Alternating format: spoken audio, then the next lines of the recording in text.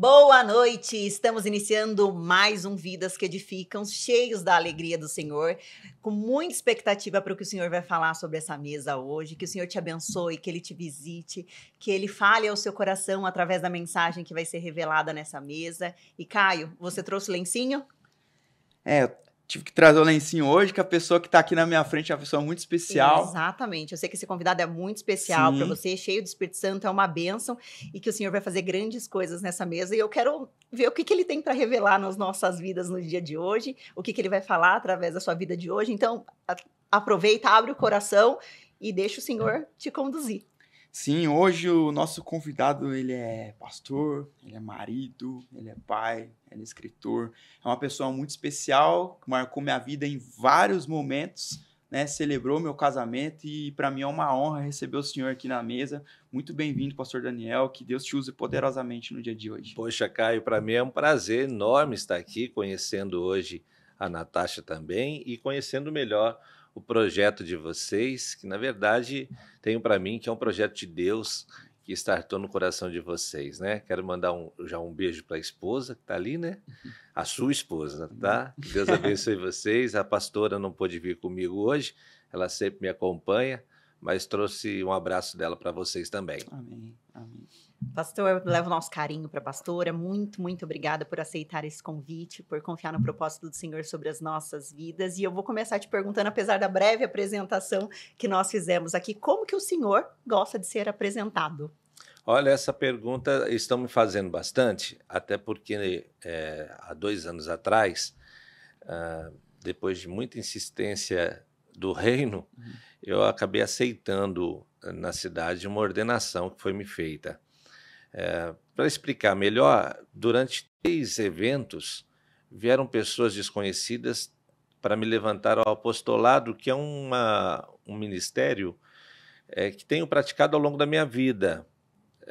E nunca busquei essa nomenclatura. Então estava todo mundo muito acostumado a me chamar de pastor Daniel.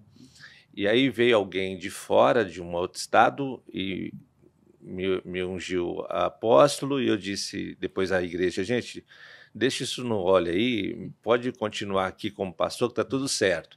Depois de um tempo veio um outro pastor também, e fez a mesma coisa, e reuniu meus pastores. Falei, meu Deus, que problema para mim, tanta coisa para eu resolver, né? E vão me trazer mais essa questão. E depois de muito tempo, uns 6 anos, veio um pastor dos Estados Unidos, eu não conhecia, ele me ligou, disse, olha, Deus pediu para eu ir ao Brasil, porque eu preciso ir até a sua igreja.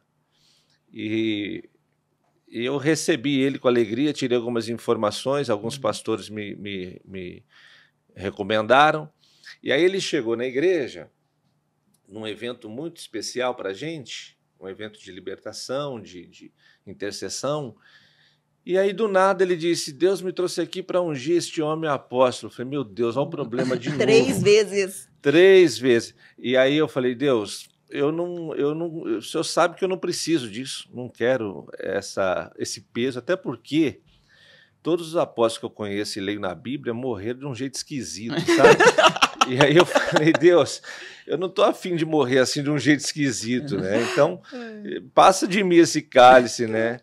E aí eu pedi a Deus confirmação, e na mesma hora ele chamou a minha esposa. E o Caio já conhece a minha esposa há um bom tempo, e sabe o quanto ela é reservada.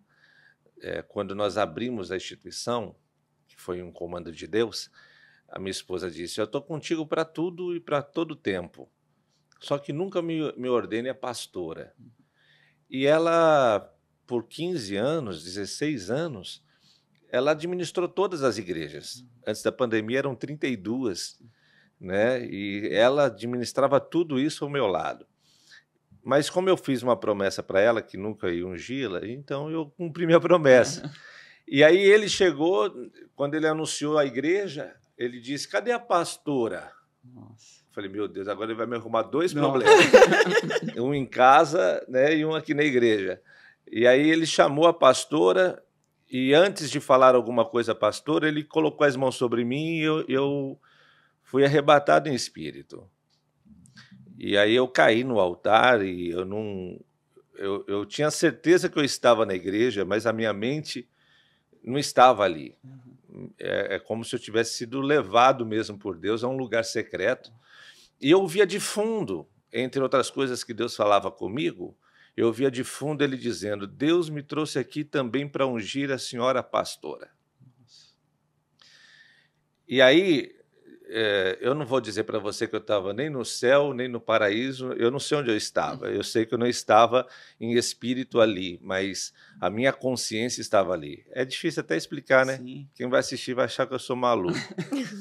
E aí, de repente, eu voltei. Quando eu voltei, olhei para minha esposa, a primeira coisa que eu me preocupei foi com ela.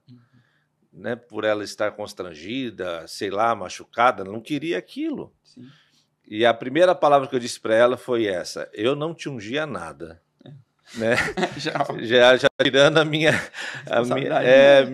batalha. E aí ela olhou para mim e disse: eu sei, tá tudo certo, tá tudo bem, Deus falou comigo. Eu falei: mas e essa história de apóstolo agora? É um problemão para eu resolver. Ela falou: calma, tá tudo certo. E aí eu levantei daquele momento, peguei o microfone e falei para a igreja: irmãos, olha, o que aconteceu aqui não era programado, ninguém combinou absolutamente nada. Eu já rejeitei 3 unções como essa. A minha esposa nunca quis ser ungida, vocês sabem disso. Então eu vou pedir para vocês 6 meses para que eu possa absorver tudo o que aconteceu aqui. Eu vou orar e vou estudar e vou buscar de Deus. E foi assim. Depois de 6 meses eu comecei a entender que a Bíblia nos revela um grupo apostólico mais próximo a Jesus, que é o apostolado para os judeus, e revela um número enorme de apóstolos que, depois estudando, eu achei fantástico, né, o que Deus faz na vida dos apóstolos. E aí eu falo com a igreja da seguinte forma: você que é acostumado a me chamar de pastor, eu vou te chamar de ovelha, pode me chamar de pastor. Se você me chamar de apóstolo, eu vou te chamar de discípulo. Se você me chamar de Daniel, eu vou atender do mesmo jeito. Então, assim, eu acho que essa questão é muito pessoal. Então, se vocês quiserem me chamar de Daniel, vou atender, pastor, vou atender, apóstolo, vou atender, porque meu propósito é outro, não tem muito essa pressão, não. Então, Sim. fique à vontade aí, tá bom? Cara, pastor. Pastor. Eu chamei a vida inteira como pastor. Ótimo. Mas a gente vê Deus operando na vida do Senhor agora, né, no tempo presente.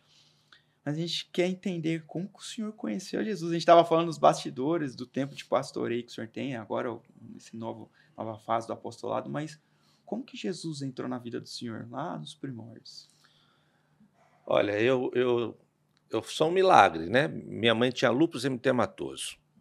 Os médicos apontavam a minha mãe como um caso raro de lúpus, onde ela não poderia gerar filhos. E ela não poderia ir para um local onde a região fosse muito quente. Então, minha mãe, ela se tratou nas clínicas, e até hoje ela é um caso de estudo do Hospital das Clínicas em São Paulo. E quando ela engravidou, o médico disse que a criança ia morrer. E se fosse um menino, não sobreviveria mesmo. E eu nasci. E desde então, eu conheço Jesus através da vida do meu pai e da minha mãe. Né? Eu nasci, eles já eram cristãos, a princípio Igreja Batista, depois Assembleia de Deus, e na Assembleia de Deus eles ficaram a vida quase que toda. E eu tive sempre muita experiência com Jesus, porque minha mãe, junto com a minha tia, a pastora Cleide, meu pai, tinha muita mania de me pegar, beber, ir para o monte, me enrolava naquelas cobertas e orava em cima de mim para os bichos não pegar a gente, né? E eu cresci no monte, minha tia era líder de oração, aí meu pai logo se tornou pastor, né? E fomos enviados ao campo missionário. Meu pai começou a abrir igrejas no interior de São Paulo, minha mãe acompanhando, uma região quente. Então eu via minha mãe com lúpus em uma cidade com 40 graus. E ela sem tomar um remédio, um medicamento. Os médicos dizem: não sei o que aconteceu, o lúpus estacionou na sua vida, né? Deus que segurou tudo isso. Então, a minha experiência com Deus foi o tempo todo, desde que eu fui gerado, né? E aí, com 6 para 7 anos, o meu lugar preferido na igreja era o degrau do púlpito. Então, eu sentava no degrau do púlpito. As crianças tinham a escolinha, tudo, só no domingo de manhã, que era escola dominical mesmo. Então, as crianças ficavam na igreja, ficavam no culto e o altar ali era o meu lugar. E eu me lembro que um pastor, eu não vou saber o nome dele, não sei se é Antônio Carlos, até hoje eu não sei exatamente o nome dele. Ele foi pregar naquela igreja e ele tinha um braço, na época era um plástico muito duro, ele tinha sofrido um acidente e ele tinha esse braço. E aí ele me olhou naquele congresso, sentado, ele disse, quem é o pai dessa criança? Aí o meu pai estava sentado no altar, ele era adjunto naquela época. Sou eu. Ele falou, então vem cá, o senhor e a sua esposa. Minha mãe foi para frente e ele olhou para mim e eu lembro assim de algumas palavras que ele falava. Ele disse, olha, essa criança é escolhida do ventre. E Deus tem uma nação para essa criança, uma geração de filhos que virão ser cuidados por essa criança.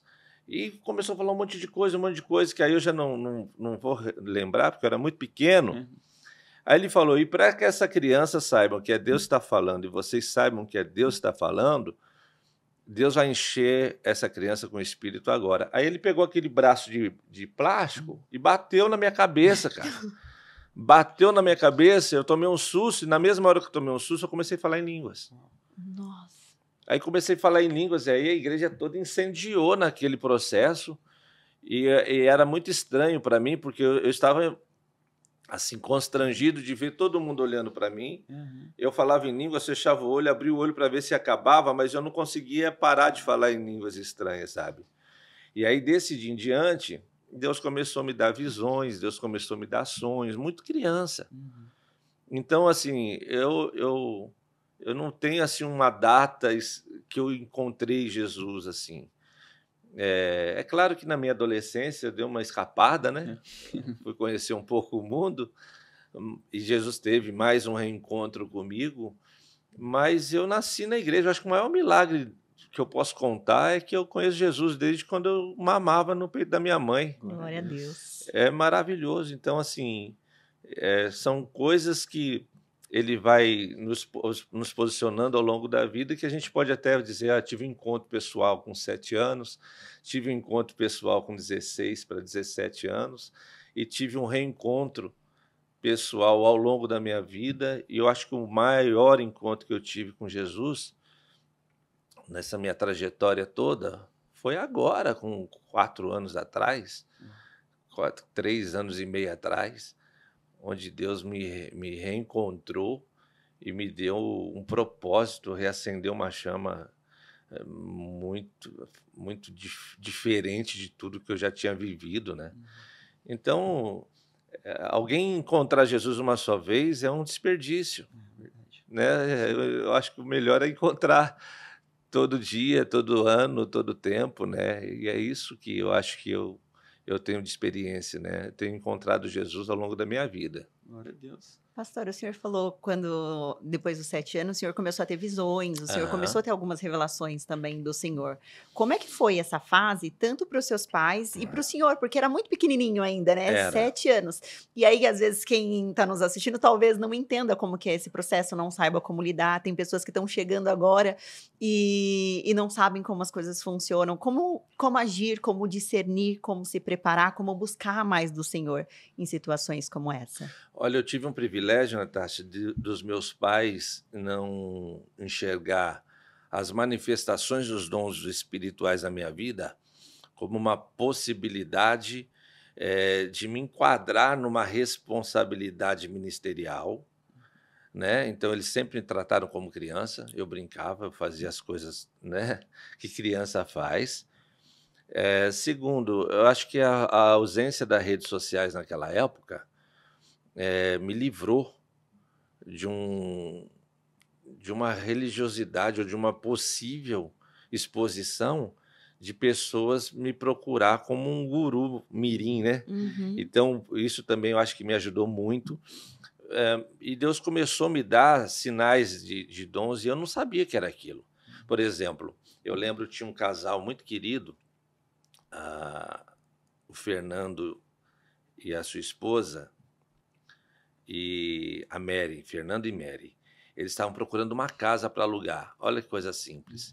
E eles passaram meses procurando aquela casa, porque ela precisava da casa para montar o salão de cabeleireiro na frente, e não achavam a casa. E eu estava dormindo e eu sonhei com uma rua. Foi a primeira visão aberta que eu tive. Eu sonhei com uma rua, e sonhei com um muro, e sonhei com o número da casa. E, de repente, eles chegaram em casa. Aí eles falaram, estão procurando casa, não acho, não acho, não acho. E eu tinha uns 8 anos de idade. Eu falei, mãe, eu vi... Falar com minha mãe, né? Mãe, eu vi a rua... Eu não vou lembrar o nome, era criança. A rua tal e o número tal. E tem um muro assim, mãe, e tem um portão de grade. Isso eu lembro até hoje. Eu falei, será que existe essa rua? Esse menino está vendo a nossa casa? Aí, naquela época, não tinha Google, não tinha GPS, nada. Vamos lá pro guia lá, encontraram o nome da rua, foram na casa, era num bairro chamado Nosso Teto, em Tuverava. E quando chegou na casa, não tinha placa, não tinha imobiliária, não tinha nada. Mas o crente é mais doido ainda do que a criança que está vendo as coisas. Aí bateu na casa lá, aí depois que bateu, perguntou, escuta, não tem ninguém aí? O vizinho saiu, falou, não tem ninguém, foram embora e tal. Então, a gente está procurando uma casa para alugar. Aí o vizinho disse, eu estou alugando, mas ainda nem coloquei a placa para alugar. Como é que vocês sabem? Então, Deus foi dando sinais assim, né? Na simplicidade. Então, eu falava aquilo de forma normal, porque para mim não era um dom espiritual, entende? Para mim não era um dom espiritual, era um sonho que eu tive. E Deus ia confirmando os sonhos. Aí Deus começou a dar dons de curar, Deus começou a dar dons de interpretação de línguas. Aí comecei a ficar mais apavorado, porque aí eu ouvia uma língua diferente da minha e ouvia o que Deus estava falando. Aí começou a dar uma bugada. Só que naquela época a escola bíblica era muito forte, né, cara? Sim. Era muito forte. Então, a minha professora, a Beth, quero até mandar um beijo para ela, encontrei ela agora domingo, eu fui pregar em São Paulo, numa igreja, e ela estava lá. Poxa, ela me ensinou o que é o Espírito Santo. Ela começou a me ensinar sobre dons espirituais, começou a me ensinar sobre os perigos de usar os dons espirituais ao invés de deixar que Deus lhe use com os dons espirituais. Foi me dando base. Então, eu tive, poxa vida, eu tive bons professores, e meu pai e minha mãe sempre teve muito esse cuidado. E hoje eu vejo que existe uma certa negligência nesse ponto, né? A meninada embarcando numa missão solo, né? Nas redes sociais, usando o Espírito Santo. Aí fica difícil. Perigoso isso. Perigosíssimo. É legal ver, eu acompanhei algumas coisas na trajetória do Senhor e eu me recordo de uma época em que as pessoas que estão assistindo, acho que vão entender, era usado muito em revelações, né? Que nem eu falei para o senhor nos bastidores, minha mãe, a gente já teve muitas coisas reveladas pelo Espírito Santo atrás da vida do Senhor. E hoje isso ainda permanece? O senhor acha que teve algum ajuste? Hoje o senhor sente que Deus opera de uma outra maneira através da vida do senhor? Olha, Caio, essa pergunta é muito interessante. A pastora fala para mim que Deus me usa por fases. Tem fases da minha vida que, meu Deus do céu, é demônio para todo lado, é um negócio meio punk. Tem fases que é batismo com o Espírito Santo, tem fases que é cura, tem fases que é revelação. Mas Deus nunca deixa de usar. O que eu vejo nas revelações, o que mudou muito a minha característica profética, é que antes era mais estético. Pela falta da maturidade, a gente entende, pelo menos eu imaginava que profecia tinha que ser assim, diz o Senhor, tinha que ser muitas vezes em público, tinha que ser imediato. E hoje, Deus tem me usado muito mais, inclusive, talvez, do que antes. Só que quando Deus me mostra alguma coisa para a Natasha, eu chamo ela no gabinete e falo para ela. né? Eu mando a mensagem no WhatsApp e aqui Deus está me usando. E eu não vou falar assim, diz o Senhor, não vai ter nem língua estranha. Aham. Mas existe a consciência profética e a palavra profética. Então, assim, a maturidade vai fazendo isso. Sim. Sim. Você vai sendo agente de Deus na vida das pessoas, sem que cause a elas nenhum tipo de constrangimento, sem que traga para a sua pessoa exposição, porque esse é o princípio para a gente permanecer tanto tempo sendo usado pelo Espírito Santo, ele entender que ele não está sendo usado por mim, né? Sim. Então, eu acho que mudou isso. Mas, de vez em quando, ainda assim, no altar, Deus leva uma palavra direta para alguém, né? Não tem como. Aí você entende que, às vezes, a pessoa precisa daquela exposição. Sim. É que tem gente, se você chegar nele e falar, ó, Deus falou assim comigo, assim, assim, assim, ele fica, será que Deus falou? Tem uns caras que são, eles têm a carência, Aham. né, de algo estético que Sim. gere aquela expectativa de poder e ele é impactado. E tá tudo certo, irmão. Sim. Cada um tem sua maturidade. E Papai do Céu também tem um jeito único de falar com cada uma cada das pessoas, um, né? Se ele pediu para o senhor exatamente. entregar a profecia no altar, é porque ele sabe que aquele filho precisa daquilo também, né? Entende? E a responsabilidade é sempre maior, né? Quando você faz do altar, né? É sempre mais. Esses dias Deus me deu uma revelação para uma garota. Aliás, 2 testemunhos rápidos aqui. Sim, claro. Uma mulher me apareceu lá na sexta-feira, não sabia nem de onde. E aí eu estava no altar, porque é assim, a gente vai pregando e Deus vai falando com a gente. É muito louco, né? Junto com a palavra, você vai pregando e Deus vai apontando aquela pessoa. E do nada, quando você está respirando, que às vezes as pessoas acham, o pastor está respirando, tomando uma água. Ele está entendendo o que Deus está falando ali. É um processo, porque a gente é falho, a gente, né, tem que ter paciência quando Deus fala com a gente. E aí Deus falava comigo que estava transformando algo muito sério que estava no abdômen dela, no intestino dela. E aí eu chamei essa mulher para frente e falei, olha, eu não te conheço, não sei nem de onde você é, mas Deus está falando que está trocando algo muito ruim que está dentro do seu abdômen. Eu não sou médico, mas essa área da sua vida, tem aí no Instagram, nos cortes do meu Instagram, depois se quiser buscar, Daniel Júnior Plenitude está lá. E eu orei por ela, e quando eu pus a mão nela, ela caiu em pranto e caiu para trás. Bum! Os obreiros seguraram ela. Aí aconteceu que acabou o culto, ela chegou, foi até o gabinete e chorando, ela disse, eu sou de Guaianazes. Eu vim porque falaram que Deus usa o senhor também em cura. E eu quero falar que eu estou em estado terminal em câncer. Eu estou com câncer no intestino e eu não tenho como sair dessa. E eu estou crendo no que o senhor falou. Na hora você vem com aquela responsabilidade absurda.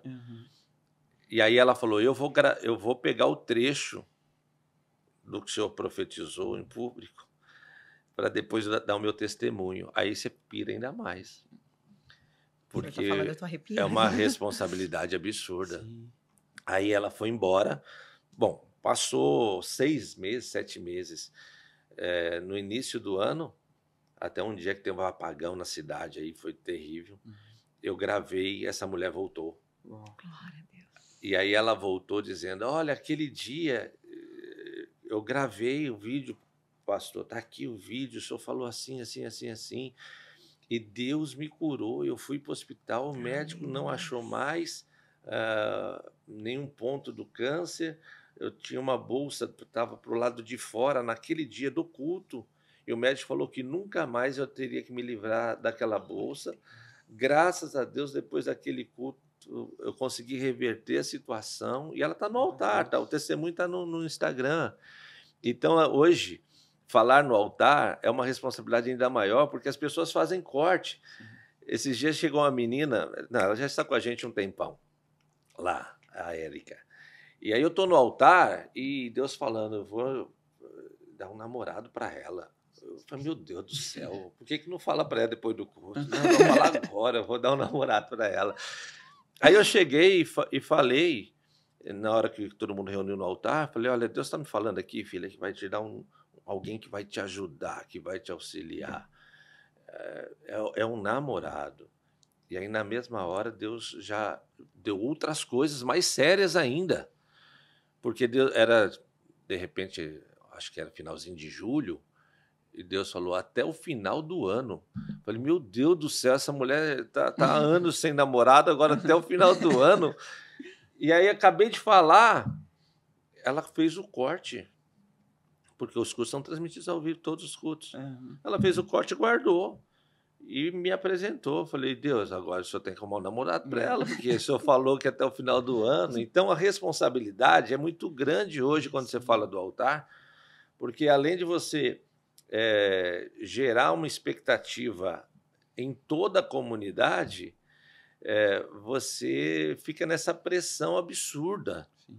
Né? Você não tem dúvidas de que Deus vai fazer, mas, ao mesmo tempo, você sabe que, por força da falta de compromisso das pessoas, Deus não tem como realizar algumas coisas. Sim.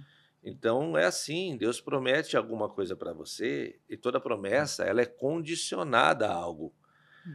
Então, quando você não cumpre condições, aquilo não acontece.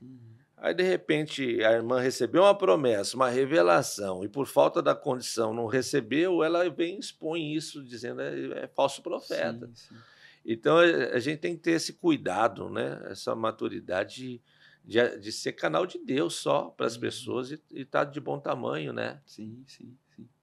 A gente, isso que o senhor falou, a gente comenta bastante aqui, né? As redes sociais, elas são bênção, mas se não souber usar, elas se tornam uma maldição, né? E tem muitas pessoas hoje querendo pastoreio ou cargos na igreja, mais para expor numa rede social do que de fato para servir, né? E aí, falando de serviço, voltando um pouquinho mais também, ali quando o senhor ainda era um jovenzinho, como que nasceu o chamado do pastoreio, essa transição de uma pessoa que até então servia a Jesus e uma pessoa que agora começou um pastoreio para cuidar de outras pessoas? Eu nunca desejei o pastoreio. Desde criança, líder de jovens, líder de adolescente, ministério de louvor, sempre liderando alguma coisa pela condição mesmo de chamada, né?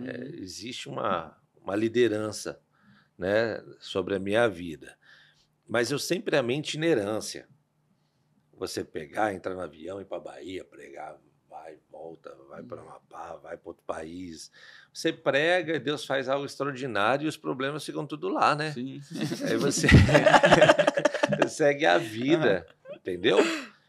E você ajuda muito, porque o meu ministério profético ajuda as igrejas a crescerem muito. Então, quando um pastor está em dificuldade em alguma cidade, ele me chama. Pastor, apóstolo, faz aqui 3 dias para mim, me ajuda. Aí naqueles 3 dias tem cura, tem salvação, tem muita gente que volta para Jesus. Então faz um movimento produtivo para a igreja. Então eu sempre amei isso. E assim eu fiquei por 9 anos, né, ajudando as igrejas. Eu acho que tem poucas igrejas em Mogi que eu não preguei, que eu não ajudei. A maioria delas eu ajudei. Com muita alegria, sabe? Com muita alegria mesmo. Porque é o que eu amava fazer. Depois eu fiquei adjunto no Bom Retiro por 4 anos e meio. E foi ali que eu aprendi a ficar. Porque eu tinha uma agenda maluca. Eu só descansava na segunda-feira.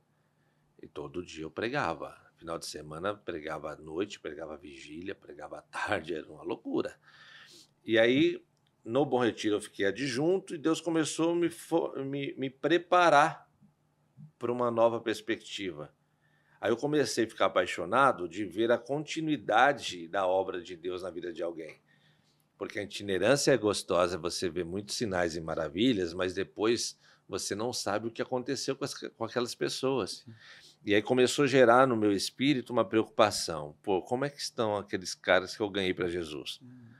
E aquelas pessoas que chegaram no altar. E aí eu acho que nesse processo o Espírito de Deus foi me preparando com amor pela continuidade do processo de crescimento espiritual na vida das pessoas. E foi por aí. Aí, na época, a Assembleia de Deus Bom Retiro era uma igreja muito forte no Brasil. Me pediram ajuda para abrir Suzano, né? Naquela época, eu abri Suzano, abri Biritiba Mirim. Fiquei aqui em Mogi por 4 anos e meio adjunto. Depois houve um processo gerado por Deus, eu creio nisso, e eu ia retornar para minha velha igreja, né? E naquela ocasião, Deus mudou tudo, usou a apóstola Lúcia, que eu não conhecia, já está com o Senhor, muitas saudades, e Deus gerou a plenitude da fé. Eu costumo dizer que igrejas não se abrem, igrejas nascem. Então, quando a gente está num ambiente onde foi aberto, aquilo não gera desenvolvimento e longevidade. Agora, quando ele nasce, demora mais para crescer, porque tudo que nasce demora para crescer, mas gera longevidade. E nesse processo da longevidade, Deus foi me forjando. Foi me dando paciência, porque para pastorear tem que ter paciência. Foi me dando amor, mais amor. Foi mudando o propósito da minha chamada também, né? Então, hoje, para eu sair, tem que ser um caso muito específico, né? Algum convite muito especial, alguns amigos. Porque eu amo a minha igreja, cara. Estou 18 anos pregando para a mesma igreja, para o mesmo povo. Amando a meninada que nasceu lá, agora já estão se tornando pastores, enfim, eu sou apaixonado pelo que Deus fez na minha vida. 18 anos.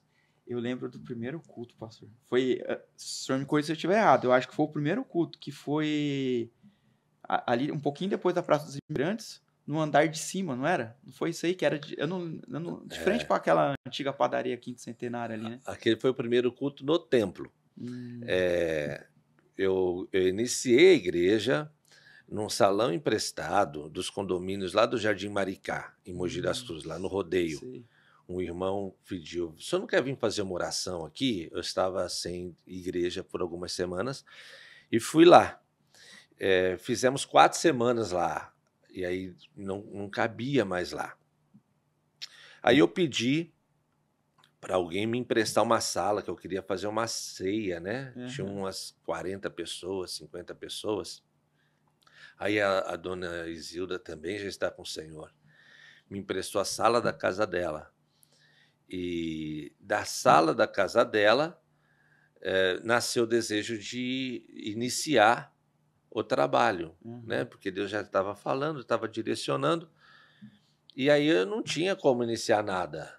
Era uma coisa assim, só Deus mesmo para fazer. Esse salão que você diz, lá em frente à antiga padaria Quarto Centenário. Isso mesmo. Na sobreloja. Isso. Era um salão que estava para locação e eu não tinha como locar. Só que quando Deus falou que era para abrir a plenitude da fé, iniciar a plenitude da fé, eu estava muito quebrado. De todas as formas, sabe? Porque eu amava a igreja que eu estava. Eu queria viver nela para sempre. Mas no processo de Deus, hoje eu entendo que era para ser o que aconteceu. E aí eu disse, Senhor, eu não tenho como locar nada, eu não tenho um centavo. Eu falava na minha mente. Aí ela falava assim, não digas eu não tenho nada, eu sou dono do ouro e da prata, eu tenho tudo. E aí eu na mente falava assim, mas Deus, eu não tenho avalista, como que eu vou fazer para alugar um prédio? Não tenho... Ela abria a boca, direcionada por Deus, falava, eu sou o seu avalista. E eu dizia, mas Deus, não tem uma cadeira. Aí ela bateu o pé e disse, não digas não tenho cadeira, não tenho som, não tenho nada. Sou eu que estou contigo. Vou abrir, vou iniciar, tenho um povo preparado. E daqui a 6 meses, essa minha serva que fala contigo vai pregar na inauguração. Aí eu saí de lá apavorado. Falei, como que vai ser? Aí eu vi essa placa. Aí liguei lá, era o Fernando Najar. Olha. que hoje está conosco. Desde esse dia ele está conosco. Aí ele chegou lá, fui olhar, ele falou, não vou lembrar exatamente o valor, tá? Mas ele falou, ó, aqui o proprietário quer R$ 2.000. É um japonês, ele quer R$ 2.000. Eu não conhecia muito bem assim o Fernando, né? Aí eu falei, Fernando, fala para ele que eu pago 600. Eu pago R$ 600 e se ele aceitar, ele falou, não, ele não vai aceitar nunca. Como que ele vai aceitar? Eu falei, irmão, o não a gente já tem, fala para ele isso aí. E eu vou para casa, eu vou orar. E fui para casa. Fui para casa orar. E de repente, do nada, o Fernando ligou, falou, ó, não sei o que aconteceu, o japonês aceitou. Aí eu falei, então, Fernando, graças a Deus, agora eu não tenho fiador. Não tem avaliação. Mas como que a gente vai alugar? Eu falei, não sei, eu vou orar aqui, você vai me dar uma solução. Aí passou mais um dia, ele me ligou e falou, pastor, sabe uma coisa? Está tão especial isso que eu vou ser o fiador do senhor. O dono da imobiliária foi o fiador da igreja. Aí nessa casa da dona Isilda eu levantei uma oferta, falei, irmão, vamos levantar uma oferta, eu preciso de 120 cadeiras para começar um trabalho num salão que Deus está nos posicionando. Aí levantamos uma oferta lá, não daria para comprar. E tinha um mercado na frente, assim, ali no Mogilar. E quando eu entrei no mercado, anunciou no alto-falante, cara. Cadeira Marplex, um negócio assim, de 60 por 40, por 30, não sei o quê. Eu falei, uau, é a cadeira. Aí fiz a conta na calculadora da oferta que eu tinha levantado e da promoção. Deu 120 cadeiras, certinho. Aí peguei uma carretinha emprestada, pus tudo em cima, fui para lá e comecei esse culto lá. E foi um momento de muito crescimento, porque, Natasha, lá era assim, uma portinha pequena, porta normal, de 80 centímetros para subir, uma escada enorme. E aí, Deus me deu uma baita de uma estratégia, porque o lugar era pequeno, tinha 120 cadeiras. Então, eu tinha 2 cultos na sexta-feira, que o povo queria vir na sexta-feira. Então, eu abri um culto às 6 da tarde até às 7h30. E 7h30, aquele povo descia e subia um outro povo. Então, eu abri o culto das 6 da tarde e eu falava para os obreiros, até 6h20, quem chegar, entra. Quem não chegar, fecha a porta e pede para esperar na fila. E aí, fazer culto, aí os irmãos que estavam lá em cima descia pelo lado direito da escada, que estavam lá embaixo subia pelo lado direito. E até hoje eu tenho testemunho de pessoas que conheceu Jesus por causa dessa fila, porque eles viam fila, eles achavam que era para leite, eles achavam que era para doação. Aí entrava e ia subir na escadinha, quando chegava lá era igreja. E aí entrava, ouvia a palavra e se convertia. E foi assim algo extraordinário. A gente ficou 6 meses nesse lugar, a gente teve que mudar, não coube mais, né? Aí a gente mudou lá para o Tigrão, onde é em frente ao Tigrão ali. É um salão de festas agora lá, né? Eu não sei dizer. Eu sou tão desligado com isso. Eu lembro dessas transições. É um salão de festa. É um salão de festa. Eu mudei para lá, aí ao mesmo tempo era uma época muito difícil de mobilidade na cidade, né? Então eu comecei a abrir muita filial para atender as demandas mesmo. Aí já abrimos Suzano, abrimos para facilitar para os irmãos, né? O irmão vinha para a igreja com 4 filhos, ele gastava uma fortuna por mês. E eu ficava com o coração muito assim, puxa vida, o irmão quer congregar com a gente, não tem condições. Aí eu montava um salão menor, preparava um obreiro, levava para lá, para que ele não perdesse essa conexão. E Deus nos abençoou. Meu Deus. Pastor, e como que o senhor falou que preparava os obreiros? Como é que o senhor foi fazendo essa preparação também do seu povo, sabe? Das lideranças da igreja, de todo o time da igreja, assim, para ir cuidando de cada uma das ovelhas junto com o senhor? O maior desafio do pastorado é esse. É a formação de obreiros e a formação de sucessão. Os ministérios não progridem, não crescem, penso eu, tá? Isso aqui sou eu falando, tá, gente? Por um espírito de centralizador de alguns líderes. Os ciúmes e o altar não combinam. A inveja e o altar não combinam. Então, você forma obreiros, na teoria, de forma muito simples. Você cria um curso teológico muito bem fundamentado e você vai gerando reuniões de obreiros sistematicamente, você vai passando a visão ministerial, você vai passando o propósito da igreja, o propósito do reino, somado à teologia, está resolvido. Mas obreiro de verdade você forma na prática. Então você pode ter muito conteúdo sobre paternidade, mas você só vai entender isso quando você for pai. Entende? Então, Uhum. eu nunca tive medo de permitir que os meus obreiros errassem, porque eu erro até hoje. Eles vão aprender com o erro. Então, eu tenho facilidade, eu acho que é uma questão de pessoal mesmo, facilidade de dar púlpito a um novo obreiro, facilidade de injetar no coração dele a fé e dar a ele a possibilidade de ganhar vida. Tem gente que acha que eu sou maluco, pegar um cara de 2 anos, 3 anos de igreja e dar a ele a oportunidade de pastorear um núcleo, uma célula. Bom, se eu sou maluco, Jesus também foi, porque ele pegou o Pedro mais ou menos essa pegada aí e colocou o Pedro para fazer o que ele tinha que fazer. Então, eu não formo obreiros, né? Eu dou a eles a oportunidade de serem formados. Eu acho que é isso. E errando, eles vão aprendendo, corrijo. Tem casos que são tristes, né? No meio do processo, é natural. E tá tudo bem. Sim. A gente vai seguindo assim, Deus vai levantando grandes homens de Deus.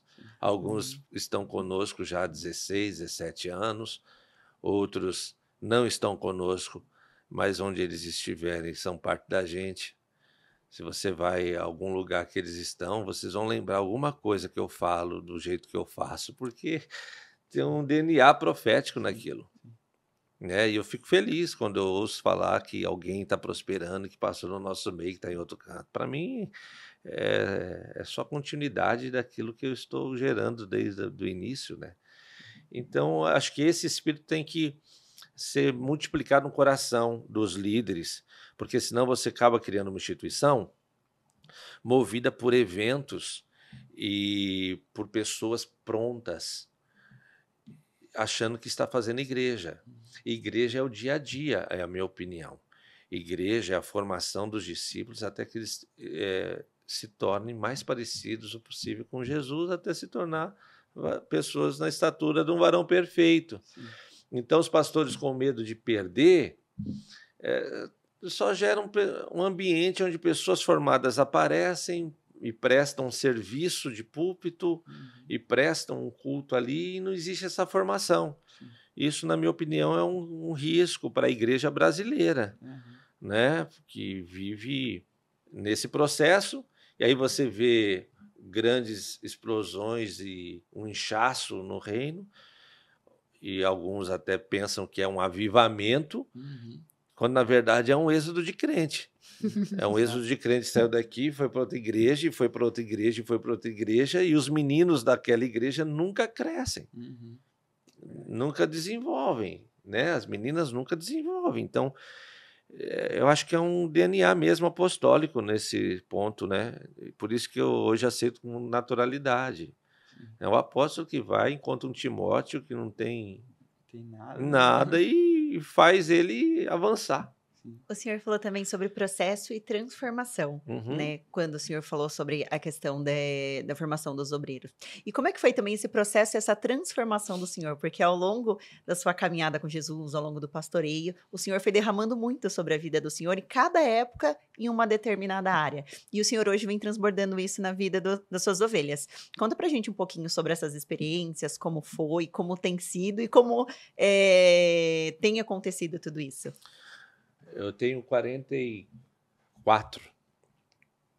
Eu tive 4 pastores, né? E foram bons pastores. O primeiro era muito pequeno, mas era um pastor que serviu a mesma igreja por mais de 65 anos. E que ele falava, entre outras coisas, algo muito importante. É melhor um arroz e feijão bem feito do que uma lasanha estragada. E aí isso marcou minha vida para sempre. Então sempre procurei ouvir pessoas que têm um padrão de vida, que tenha uma bagagem de vida, né? Segundo meu pai foi o meu grande pastor ao longo da minha vida, né? Uma paciência que Moisés perdeu para ele, né? Então, assim, foi o meu grande mentor, né, ao longo da vida, né? E cada um desses pastores, né, foram me ensinando a manter o pé no chão. Eu sempre tive muita vontade de sentar com pessoas mais velhas. Eu gosto muito de saber que os meus grandes amigos têm 60, 70 anos.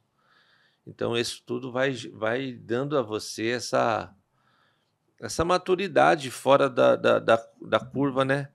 E eu falo isso sem nenhuma arrogância, não. Eu falo porque eu percebo que hoje tem homens de 50 que são meninos, de 12, de 15, né? Por essa razão, eu acho que todo jovem, se ele quer ser realmente relevante para o reino, ele tem que sentar com as irmãzinhas da tarde da benção lá e ouvir elas. Tem que sentar com os pastores de cabelo branco, que vai contar a mesma história. Toda vez que você vai lá, ele vai contar a mesma história, mas você vai aprendendo com aquilo, né? Porque senão você se perde. O ministério gera uma facilidade de uma queda também, porque mexe muito com a vaidade, né? Com o ego das É uma pessoas. exposição muito grande, uma responsabilidade muito grande também, né? Isso. Então, acho que foi assim que Deus foi me forjando, né? Eu acredito nisso. O tempo, tô vendo o senhor falar, o tempo vai passando assim. Eu ainda sou muito novo, né? 36 anos. Mas eu já vejo alguns traços assim, justamente isso que o senhor falou, de querer caminhar com pessoas que já têm uma vivência, não só no evangelho, mas de vida. O desejo de ter a casa na roça. Eu fico vendo o senhor com os cavalos e tal. Esse desejo, não sei, eu não sei se isso faz parte de forjar o caráter do homem, né? Mas é bacana essas experiências, né? De a gente entendendo o processo, como as coisas vão acontecendo, como que Deus vai nos moldando, né? E aí, como eu falei no começo, eu me recordo de muito criança caminhar junto com o Senhor em algumas épocas, inclusive servindo na mesma igreja, né? A primeira oportunidade que tive de falar de Jesus abertamente foi na plenitude da fé, cuidando dos adolescentes que hoje já estão adultos, né? E aí eu me recordo do Senhor contando, falando de igreja, hoje lá onde se tá instalada a sede, de como nasceu, como começou o trabalho ali na sede. Acho que tem muitas pessoas que estão na igreja hoje e ainda não sabem, né? Acho que, se eu tiver errado, o senhor me corrija, mas acho que tem um inseto no meio disso tudo aí, não tem? Acho que você está falando da compra do imóvel? Exato. Tá. Conta essa história pra gente, que acho que tem gente que tá na igreja hoje e ainda não sabe maluca. dessa história. Eu conto essas histórias assim, eles acham que eu sou doido mesmo. Porque assim, com 6 meses a gente saiu dessa sobreloja, a gente foi lá para o Tigrão, né? Eu chamo Tigrão porque é mais fácil. É mais fácil. E aí, depois de 8 meses, eu estava dentro do gabinete. Aí falei, eu preciso sair daqui, eu preciso andar, tô com vontade de andar. Aí saí, fui andar ali no centro. Eu tinha mania assim de ir orando, né? Tem até hoje, né? Aí eu passei num lugar, vi uma placa. Falei, rapaz, aqui dá uma igreja. Aqui dá uma igreja. E tava uma placa de vende. Aí eu chamei o pastor, um adjunto meu, e falei, olha, liga para esse número, fala que você quer ver esse imóvel para comprar, porque se eu ligar, pode ser que eles me conheçam da rádio, alguma coisa, e vão achar que é para a igreja. Aí o imóvel de 100 vira 800 mil. Né? Então liga para ele lá. Isso ainda. Aí ligou para ele e marcou, e eu fui lá. Aí quando eu cheguei, era o pátio do antigo Poli, o Colégio Poli de Mogi das Cruzes. O Poli teve um processo judicial e foi para penhora, deu uma bagunça entre eles lá, e esse prédio estava à venda. Quando eu cheguei, era só sujeira dentro, entulho, porque eles tomaram o prédio de volta, né? O proprietário que arrematou no leilão tomou de volta e teve que quebrar as paredes para fechar as portas que ia para a Poli. Então eu cheguei lá, não tinha energia, não tinha água, não tinha teto, só tinha entulho, só lixo. Mas eu entrei e eu vi a igreja. Eu vi a igreja certinha assim, falei, meu Deus, isso aqui vai ser uma igreja mais linda do mundo. Tá demorando para acabar, mas vai ficar uma igreja mais linda do mundo. E aí eu subi num monte de entulho que estava lá e falei para o doutor Mário. Falei, doutor, eu posso fazer uma oração aqui? Porque se Deus confirmar, eu vou comprar o imóvel do senhor. Ele falou, pode. Aí eu comecei a orar, falar com Deus e o coração começou a acender. E aí naquele dia, um beija-flor entrou no meio do entulho. E ele ficou assim, um palmo do meu nariz, batendo as asas, batendo. O pastor César ficou olhando para mim, e o doutor Mário também. E eu comecei a ouvir o beija-flor, cara. Eu comecei a ouvir o beija-flor falando para mim um monte de coisa. Falando. E eles não ouviam. Eles só sabiam que estava acontecendo alguma coisa. E de repente o beija-flor, depois de me falar um montão de coisa, voou, foi embora. Eu olhei para o doutor Mário, isso há, sei lá, 14 anos, 16 anos atrás. Falei, quanto o senhor quer no imóvel? Ele falou, eu quero 430 ou 427 mil. Naquela época. Eu tinha 27 centavos no bolso, lembro até hoje. Aí eu olhei para ele e falei, o imóvel é meu. Aí ele olhou para mim e falou, e como é que o senhor vai fazer? Como é que o senhor vai pagar? Aí eu disse, eu vou pagar para o senhor à vista em 60 dias. Só que eu preciso mudar ontem, para ontem. Ele falou, tá bom, eu faço um contrato aqui. Se o senhor não me pagar, a gente coloca uma multa. E até que o senhor me pague 1% do valor do imóvel em forma de aluguel. Tudo bem? Tudo bem. Assinei o contrato.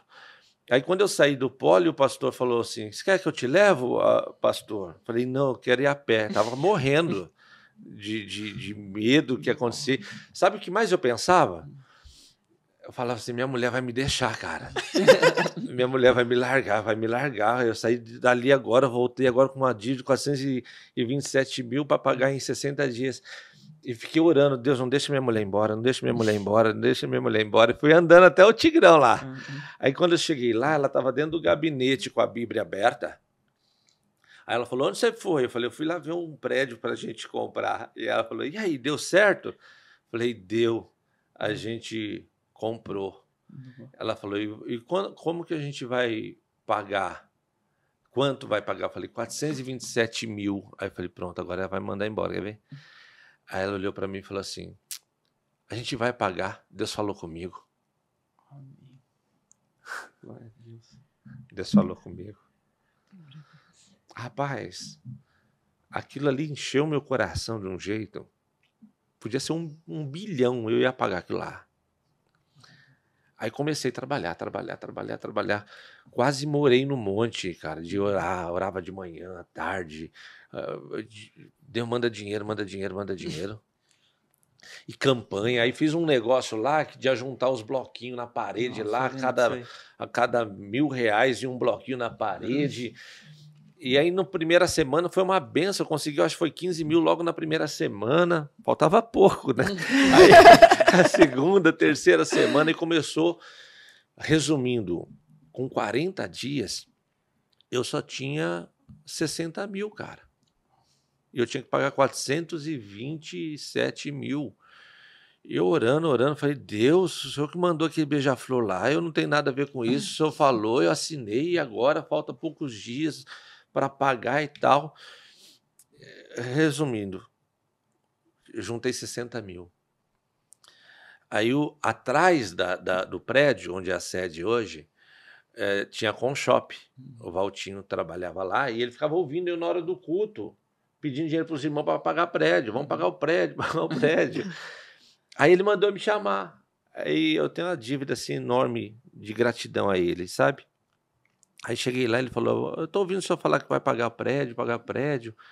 Tem uns investidores aqui na cidade que compraram carta de crédito. Foram contemplados. E eles estão a fim de vender as cartas. O senhor aceita?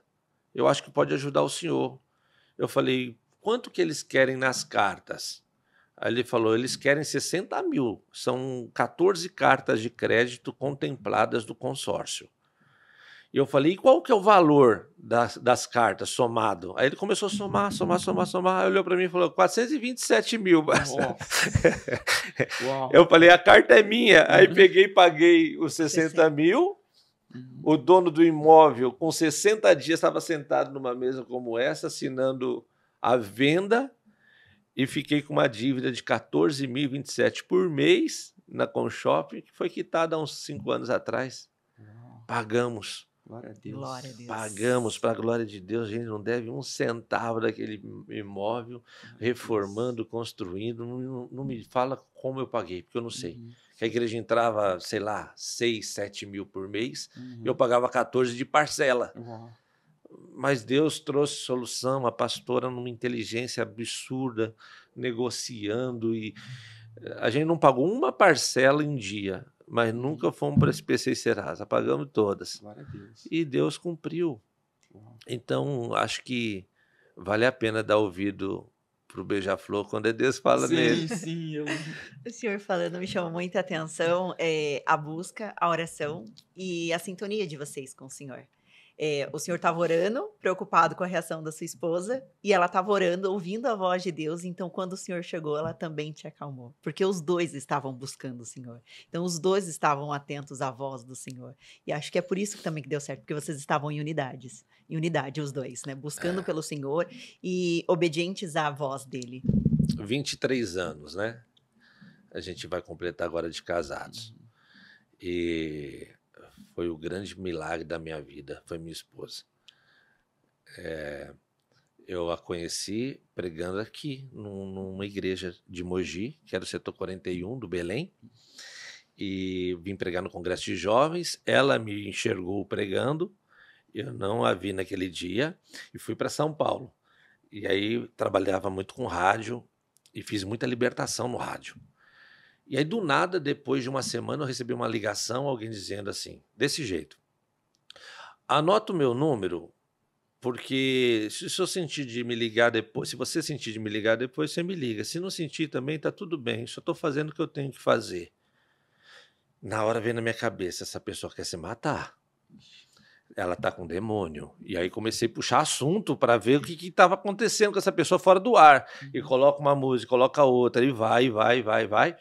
De repente, aí ela falou, não, eu vi você pregando, e eu senti vontade, eu nunca senti essa vontade, mas eu senti vontade de ligar para você e conversar com você. Então você nota o meu telefone, se for o caso, depois você me liga. Aí eu desliguei e falei, é o demônio, né? Querendo travar meu ministério, travar minha vida, né? Com essas conversinhas, né? Aí demorou mais ou menos uma semana. Eu desconectei mesmo, assim, que eu não queria. Aí começou a dar saudade da voz da pessoa, cara. Aí, E o senhor só tinha escutado uma vez? Uma vez. Um mês depois, nunca vi. Não tinha visto a minha esposa. Aí, um mês depois, eu vim pregar em Mogi de novo, morava em São Paulo, e aí eu mandei mensagem para ela, liguei para ela, falei, olha, eu vou pregar numa igreja, é do Taubaté até, o pastor Joaquim Laura naquela época. Se você quiser ir comigo, eu passo aí, você vai comigo, assim eu te conheço pessoalmente. Aí ela, tá bom, pode vir, pode passar. Nossa. Aí eu vim de Mogi aqui, preocupado, sim, porque não sabia quem era.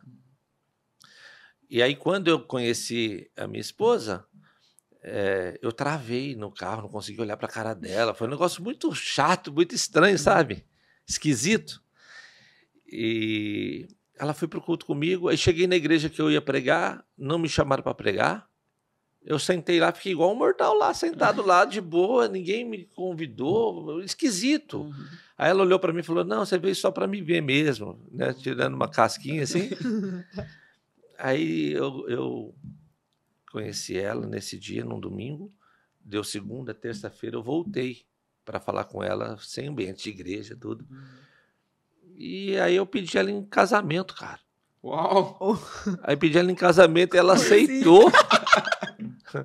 Ela aceitou. Nossa. Aí 6 meses depois ela estava casada. Nossa, foi tudo muito rápido. Por essa eu não esperava, hein? Era de Deus mesmo. É de Deus, é de Que Deus. bênção. Aí um dia, se eu voltar, eu conto essa história, porque os 3 primeiros meses eu só não pensei em divórcio, mas pensei em homicídio, suicídio, pensei em tudo, você pensar, porque a gente não se conhecia. Uau. E era cultura diferente, era tudo diferente. Mas hoje eu falo que foi o melhor milagre. Glória a Deus. A gente vai pregar agora num jantar de casais em julho. A gente prega muito em casais, né? Uhum. E hoje eu entendo tudo que a gente passou em 6 meses. Tem coisas que tem casais com 10, 12 anos passando agora, Uhum. né? E ela tem me ajudado demais. Toda a parte administrativa de todas as igrejas passa por ela. É de uma integridade absurda. É de um compromisso assim fora do normal. Uma mulher de Deus. Uma mulher que ora por mim enquanto eu estou pregando, né? Quando eu vejo ela na igreja, eu me sinto amparado, Uhum. né? E é uma mulher que não tem filtro assim, né? Para muitas coisas. Ela fala o que ela sente e acabou, né? Então, me ajudou demais, me ajuda Glória a até Deus. hoje. Glória a Deus. Isso dá um gostinho para trazer o pastor e a Pastora, Priscila aqui nessa fica o mesa. convite, viu? Eu tive uma experiência no final de semana agora de um evento para homens que eu tava, legendários. E teve um momento lá que o pastor estava ministrando e ele falou assim: as esposas de vocês nesse momento estão em vigília por vocês. É impressionante como isso nos dá força, né? Mas, pastor, nosso tempo urge aqui, a gente está chegando ao final. A gente queria perguntar muito mais coisa, tem muito mais coisa ainda que a gente quer saber do senhor. Depois vamos marcar uma segunda mesa. O senhor vir com a esposa também. Vai ser um né? prazer. Mas nesse momento, antes de a gente encerrar, a gente gostaria que o senhor deixasse uma mensagem para quem está nos assistindo, né? As pessoas que o conhecem, para quem não conhece, aquilo que o Espírito Santo tocar no coração do senhor para compartilhar. A palavra de Deus diz em Isaías 43:13 que ainda antes que houvesse dia, Deus já era. E não tem quem possa fazer escapar das mãos dele. E operando ele, ninguém impede. Então, esse mundo ele é cheio de impossibilidades. Os homens, as pessoas colocam inúmeras barreiras. Para vocês estarem aqui, por exemplo, só Deus sabe quantas barreiras vocês precisaram superar. Porque as maiores dificuldades de José não foram com as pessoas de fora, foram com as pessoas de dentro, próximas. E essas barreiras existem, as internas, as externas, as próximas e as distantes. E esse versículo de Isaías 43:13 é o que tem me feito caminhar todo dia, porque eu sei que eu vou sair daqui, eu tenho bastante desafios ainda hoje, e eu vou encontrar um monte de impossibilidades para que eles aconteçam. Eu vou encontrar um monte de rejeições, um monte de não, talvez. Só que eu carrego algo muito poderoso. Eu carrego aquele que, agindo ele, ninguém impede. Então essa é a minha palavra a vocês dois, aos 3 aqui. Creia naquilo que Deus fez gerar no coração de vocês. Ninguém impede o que Deus começou a fazer. E quem está em casa, que você também possa entender que esse diagnóstico é só um diagnóstico. Se ele é negativo, é só um equipamento que diz isso, é só uma pessoa que fala sobre isso. Para Deus nada é impossível. Se você perdeu alguma causa, o nosso Deus é aquele que é juiz dos juízes. Então, não deixa nada abalar a sua fé. Permaneça na sua fé e logo, logo me conte o seu testemunho, porque eu amo esse testemunho, tá? E eu quero agradecer o convite para vir aqui. Não sei se atendi as expectativas, né? Nesse feriadão tão importante, mas eu espero que alguma coisa sirva para o povo de Deus e que a igreja cresça na cidade e que o reino possa avançar através da vida de vocês. Foi um prazer para mim. Posso deixar minha rede social? Claro, Deve, por por favor. favor. Daniel Júnior Plenitude. Em todas as redes estão aí. Daniel Júnior Plenitude. E quem desejar conhecer melhor a igreja, é site plenitudedafé.com, o YouTube, as transmissões. Estou em Mogi das Cruzes, na Rua Coronel Santos Cardoso 320. Prego toda sexta-feira, 19, e todo domingo, 19.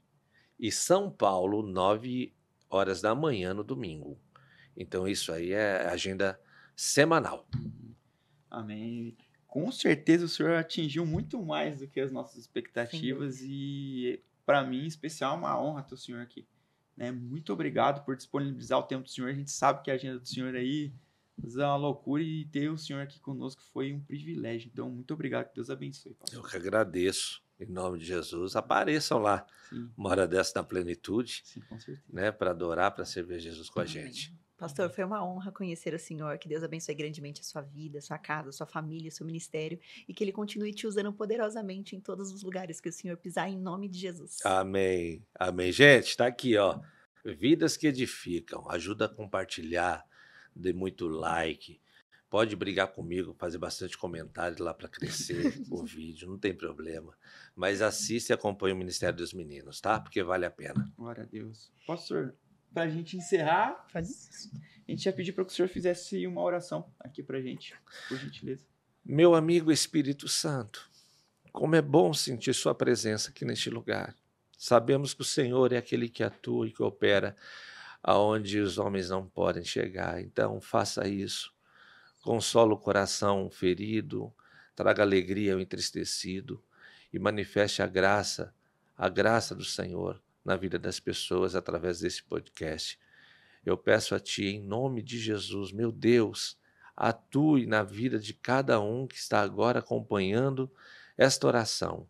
Que o Senhor possa sarar, curar, libertar, porque o Senhor é o Deus que salva, o Deus que cura, batiza com o Espírito Santo e leva aos céus. Nós te agradecemos porque sabemos que breve o Senhor virá para nos buscar.